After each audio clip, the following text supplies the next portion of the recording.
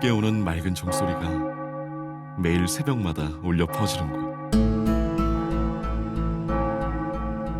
오래전 그곳엔 앳된 종직이 청년이 있었습니다.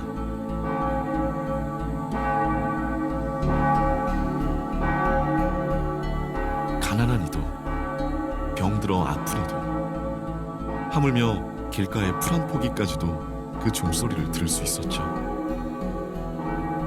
그리고 모두 알 수 없는 위안을 얻었습니다.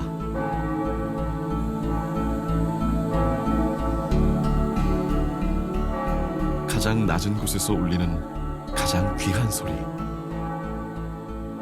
세상 모두를 감동시킨 한 사람의 이야기는 그렇게 시작됩니다.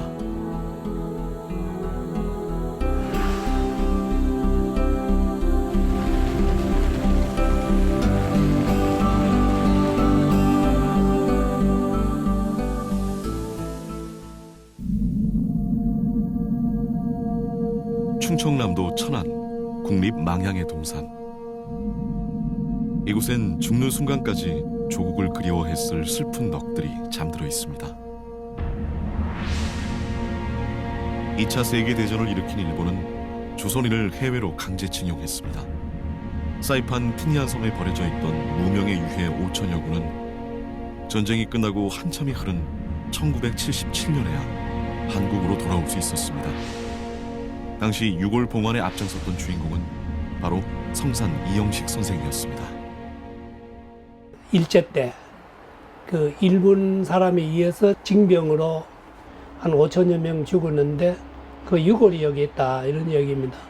그리고 그 말씀을 듣고는 바로 이제 발굴을 하자 이래가지고 이제 갔어요. 가서 발굴을 하는데 모두 다 그걸 들고 거기다 입을 맞추고 막 얼굴에 비비고 완전히 유골이 아니라 산 사람 생각이 나더라고요. 그리고 우리가 이걸 들고 모두 눈물을 같이 흘리고 이랬는데 너무나 원한이 사무쳐놔서 대나 단재 원망이나 남아있을까 싶어서 내 이 뼈에 단재 원망을 내 풀기 위해서 내 혓바닥으로 내 이 뼈를 살로라 하고 환탄입니다. 약하고 고통받는 이들을 위해 기꺼이 한 몸 바쳤던 성산 이영식 선생. 그는 어떤 사람이었을까?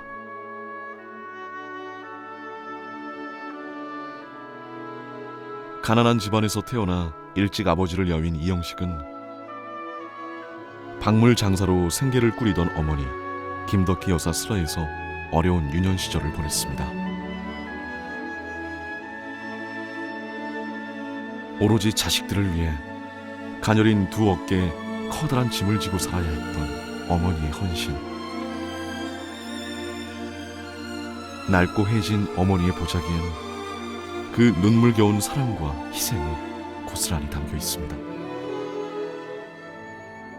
피부병으로 고통받으며 하루하루 시력까지 잃어가던 어머니 김덕희 여사. 어느 날 이웃을 따라 교회에 다니게 됩니다. 매일매일 정성껏 기도를 올리자 어째서인지 건강이 호전되기 시작했는데요. 버림받은 이들을 따뜻하게 보살펴줄 목사가 되고 싶다. 14살 소년 영식은 어머니의 뜻을 따라 자연스럽게 목사의 꿈을 키워갑니다. 나무 해다 주고 그 독선생 공부하는데 그 옆에 어깨너머로 글자를 배우는 거예요. 그래 하는 말이 영식아 니는 아버지도 없고 호르말 밑에 이래 어렵게 사는데 니 공부해가 뭐 할래? 글자 배워가 뭐 할래? 그래서 배우고 싶습니다.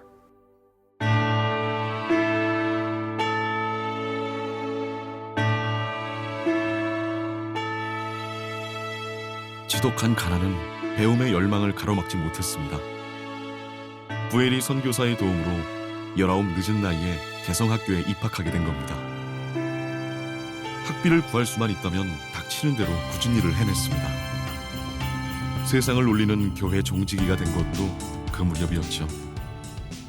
개성의 중고등학교에 재학을 하는 중에 그 돈이 없으니까 워낙 돈이 없으니까 거기 이제 선교사 집에서 마당도 썰고 그래 하고 새벽에는 또 그 교회 가가지고 이제 종을 치고 그랬습니다. 영식에게는 개성학교를 다니며 얻은 별명이 하나 있었습니다. 한국의 빌리 선데이. 설교 연습을 지켜본 친구들이 붙여준 이름이었습니다. 그만큼 그의 웅변에는 마음을 움직이는 힘이 있었죠. 6년 후 정든 학교를 떠날 무렵 조국에는 위기가 닥쳐왔습니다. 일제의 야욕은 청년 이영식을 피 끓는 투사로 만들었습니다. 그냥 두고 보고만 있을 그가 아니었습니다. 일제 강점기, 침략자들의 만행에 맞서 들불처럼 일어난 만세운동.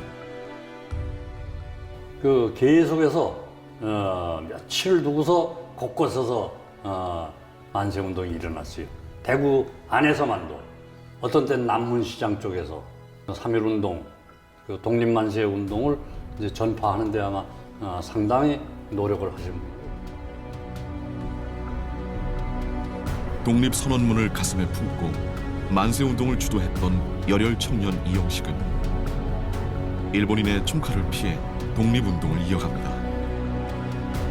해성단이란 조직을 만들어 비밀결사 활동을 전개하고 일본인과의 상거래를 중단하는 운동을 펴나가기도 했는데요. 이 사건으로 결국 체포돼 대구에서, 서울에서 2번이나 투옥됩니다. 시대의 아픔을 온몸으로 견뎌야 했던 시간들. 옥고를 모두 치르고 나왔을 땐 그의 나이 28이었습니다.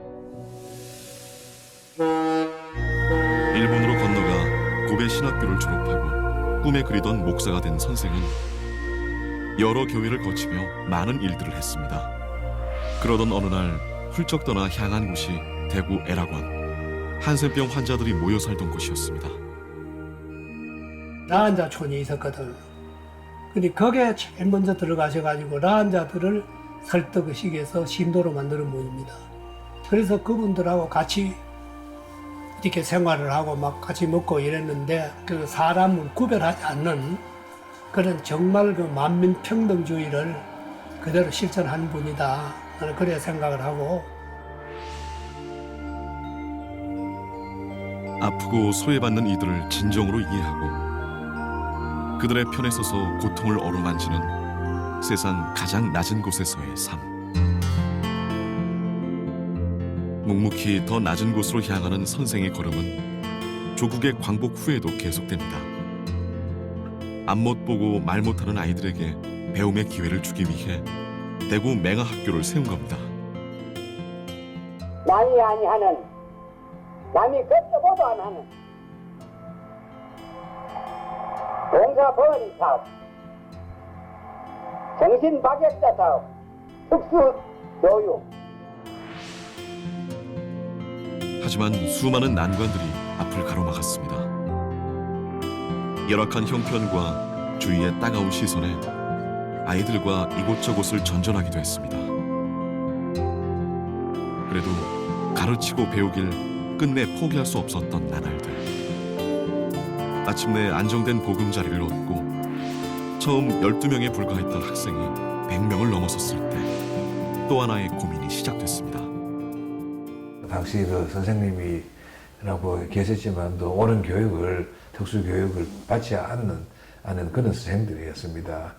그래서 일단은 뭐 간단하게 일상생활 훈련이나 뭐 그런 거는 가능했지만도 그래도 더 전문적인 외국같이 특수교육과를 나온 사람이 우리 특수학교 교사가 되는 게 안 좋겠나.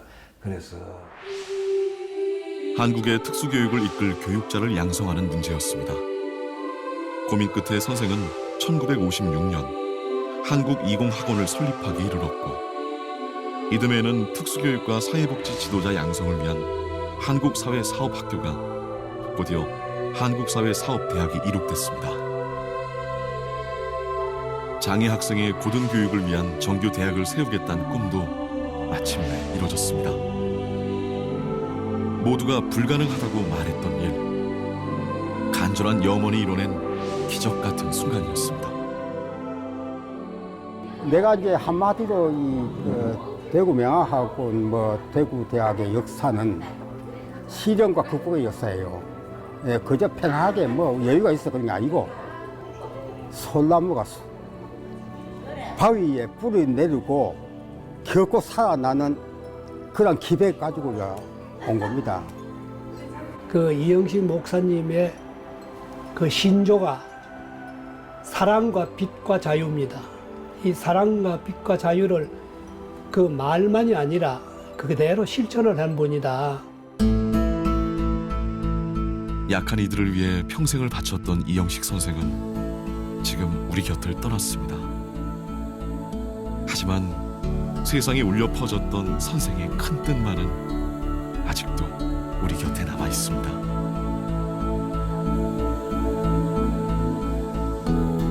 열악한 땅 위에 더 단단히 뿌리 내린 우리나라 최고의 특수교육 산실 대구대학교. 만인 복지의 실현을 목표로 끊임없이 성장해온 대구대학교에는 이영식 선생의 생애를 관통했던 사랑, 빛, 자유의 정신이 지금도 도도히 흐르고 있습니다.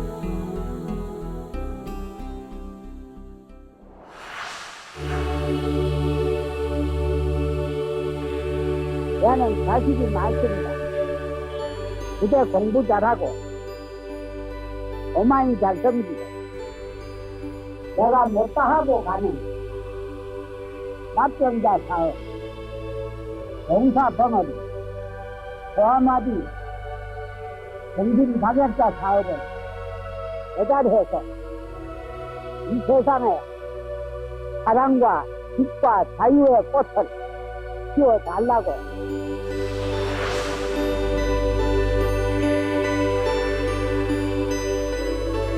세상 가장 낮은 곳에서 한평생 뜨거운 청년의 마음으로 이렇게 모두에게 감동을 준 성산 이영식 선생.